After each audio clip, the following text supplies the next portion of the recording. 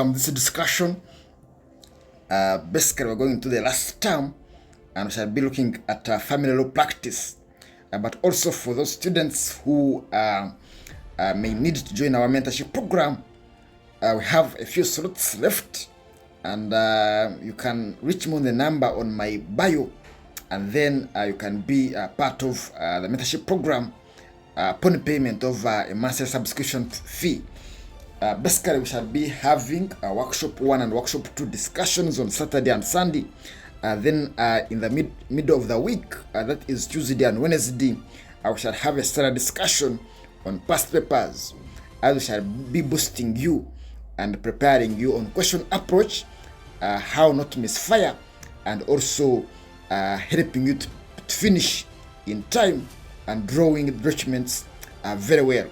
But for the task of today is to give you an overview of what you should expect in your first week of family law practice. So basically, we shall be doing with management of estates of missing persons and estates of persons with mental illness. So basically, this is governed by the two acts which tackles missing persons as well as mental illness. So I don't want to waste much of your time, but in case you want anything that you would like us to talk about, please put it in the comment section, and please like and share this video to your friends in case you want them to benefit from this program. So basically, we shall be looking at management of assets of persons with mental illness. We shall be looking at management of assets of missing persons and ESCO issues. So basically, the aims of this module is to develop the ability to advise on managing the affairs of a missing person, and develop the ability to advise on managing of the affairs of a person with mental illness. So as workshop 1 is concerned, we are dealing with principles on law of management of assets of a person with mental illness and drawing the relevant documents. So we have here Caroline Nsimbi's interview. My name is Caroline Nsimbi. I'm 56 years old. I need the professional advice. This is my problem. It concerns my brother, Grace Bangara. Here is the medical report. The medical report is here too attached. And you can see has the properties, 3 billions, ultra-modern residence and land at Bari in Ruero. So you are a newly employed legal assistant in MC Murunja and company advocates. Advise on all the steps which Caroline Nsimbi should take in order to ensure the safety, security, and proper care for Mark Nsimbi as well as his affairs.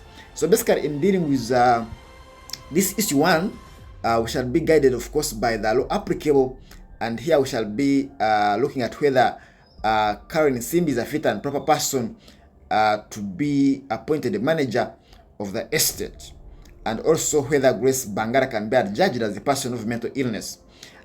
So we shall be guided by the Mental Health Act, Cap 308, and Section 8 defines Section 2 of the Mental Health Act defines mental illness to mean a diagnosis of a mental health condition in terms of accepted diagnostic criteria.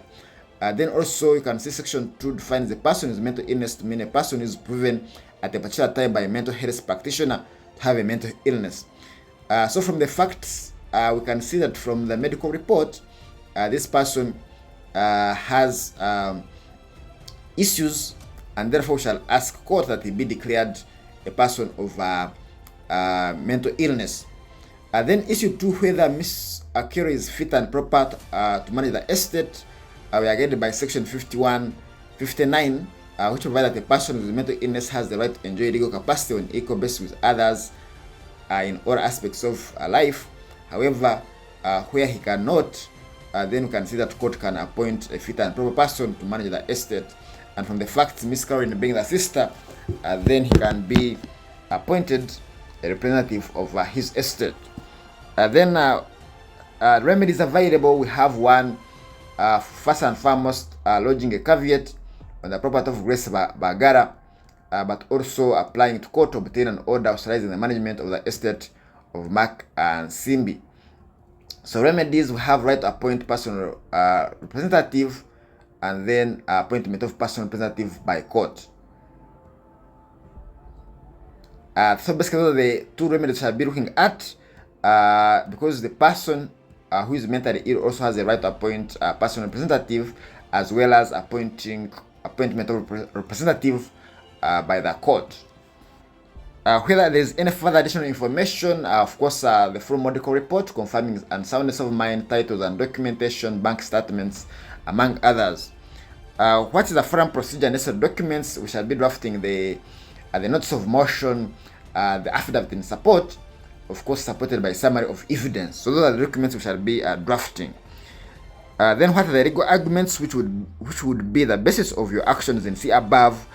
So basically, the legal actions, the legal arguments are based on two issues. One, whether the applicant is fit and proper to be appointed as the representative, and secondly, whether the respondent can be declared a mentally ill person. So basically, we shall vehemently argue on those two issues, but which we have also earlier discussed. So it would be a matter of recording the discussion we had above, and then we make a submissions.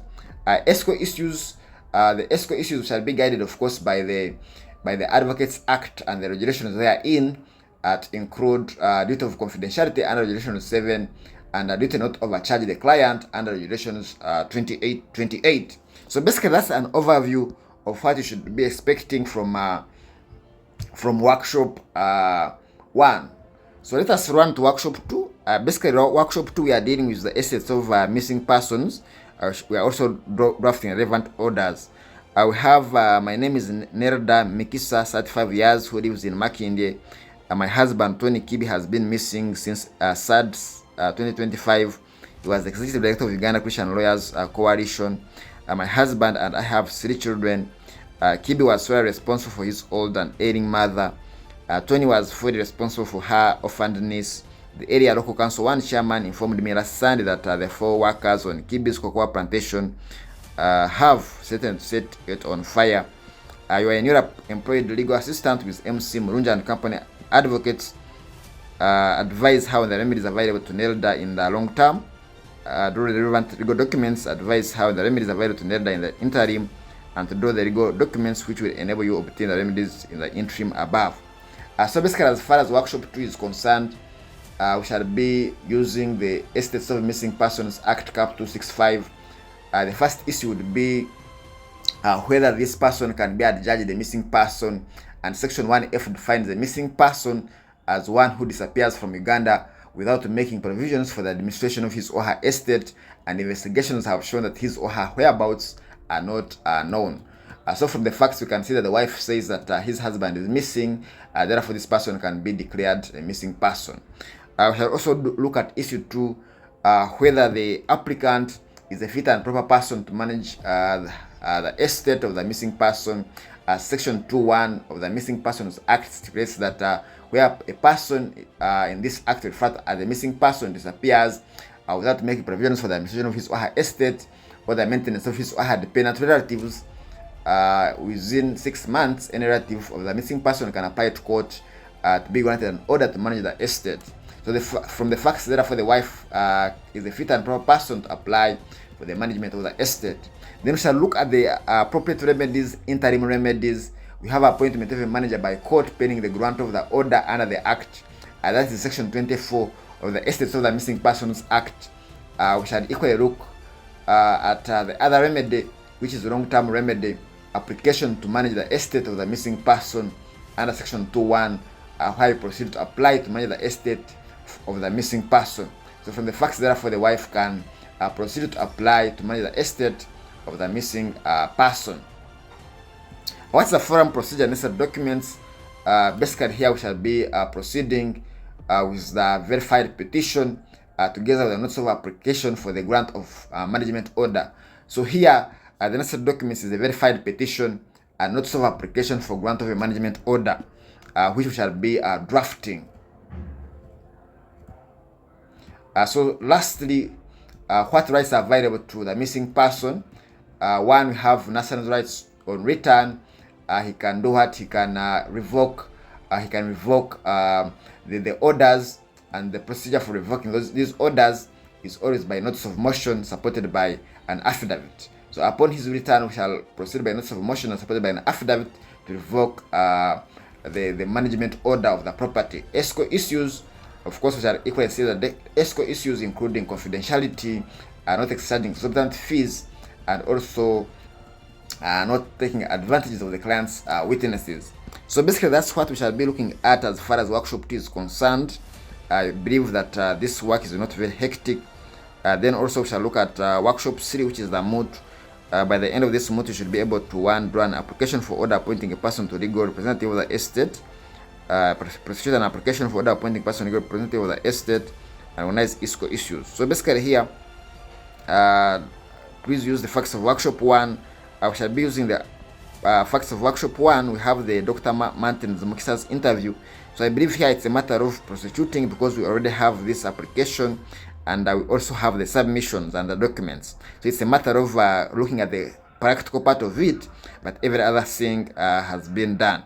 So please, in case you want a detailed discussion as far as this workshop is concerned, but also a discussion on the past papers, because we are discussing past papers, then you can make your subscription and then be part of that discussion, basically which covers all the 4 campuses, that is Mbale, Arira, Kampala and Mbarara.